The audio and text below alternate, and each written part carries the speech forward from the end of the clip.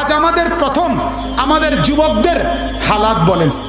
আমাদের যে সমস্ত ছেলেরা 12-13 বছর থেকে শুরু করে 30 বছরের নিচে, এই যে নওজোয়ান তবকা, যারা যুবক, যাদের শরীরে মাথার চুল থেকে পায়ের নখ পর্যন্ত আল্লাহ তাআলা যাদেরকে সুঠাম স্বাস্থ্য, যৌবন, শক্তি দিয়েছে, আজকে আমার সেই নওজোয়ান বন্ধুরা, কোরআনে আল্লাহ বলছেন, আমি প্রথম তোমাকে বানিয়েছিলাম দুর্বল করে, এরপরে আমি তোমার শরীরে শক্তি দিয়েছি, পুনরায় আমি আবার বৃদ্ধ দুর্বল বানিয়ে দেব। আল্লাহুল্লাযী খালাকাকুম মিন দুআফিন সুম্মা জাআলা মিন বা'দি দুআফিন কুওয়া সুম্মা জাআলা মিন বা'দি কুওয়াতিন দুআফান ওয়া শাইবা।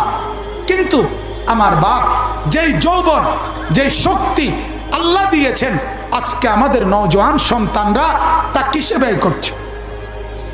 কিসে ব্যয় করছে বলেন? যদি কিছু না বলেন, শুধুমাত্র এই এক বড় মোবাইল, এই এক মোবাইল দিয়ে আমাদের প্রজন্মের নওজোয়ানরা, আমাদের প্রজন্মের যুবক এবং যুবতীরা তাদের জীবনকে জাহান্নামের কিনারায় নিয়ে গেছে। জাহান্নামের কিনারায়। যুবকের রাত নাই, দিন নাই, সকাল নাই, দুপুর নাই, কোন বাজ বিচার নাই, দিবা রাত্রি একই নেশা, এক উলঙ্গ ছবি, নাচ, গান, নর্তকী, জিনা, ব্যভিচারের দৃশ্য, এই এক বেহায়াপনা ছাড়া সারা দিন সারা রাত এই মোবাইল দিয়ে সারাক্ষণ এটা হাতে, এটাই চলতে ফিরতে, উঠতে বসতে, হাঁটতে, খাইতে ঘুমাইতে, এই এক জিনিস তাদের জীবনকে আজকে পুরা বরবাদ করে দিয়েছে।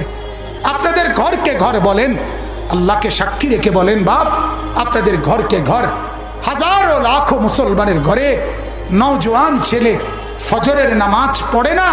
কতদিন হয় বলেন? কতদিন হয় ফজর পড়ে না?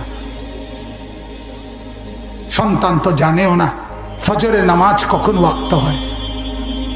তাইলে বলেন, আপনাদের যাদের বিবি বেপর্দা, বাজারে, মার্কেটে, রেস্তোরাঁয়, কফি হাউজে চতুর্দিকে বেপর্দা ঘুরে, আপনাদের এই বোন, আপনাদের এই স্ত্রী, আপনাদের এই মা, আপনাদের এই বিবি, আপনাদের এই কন্যা, এদের এই বেপরদিগির কারণে, চতুর্দিকের এই বেহায়াপনার কারণে আজকে আমাদের সমাজ, আজকে আমাদের দেশ, আজকে আমাদের জাতি, আমাদের নওজোয়ান যুবকদের বেহায়াপনা আর অস্থিরতা, আমাদের মা আর বোনদের বেপর্দা, আল্লাহর কসম আমি তো স্পষ্ট বলতে পারি, বিগত করোনা, বিগত ঘূর্ণি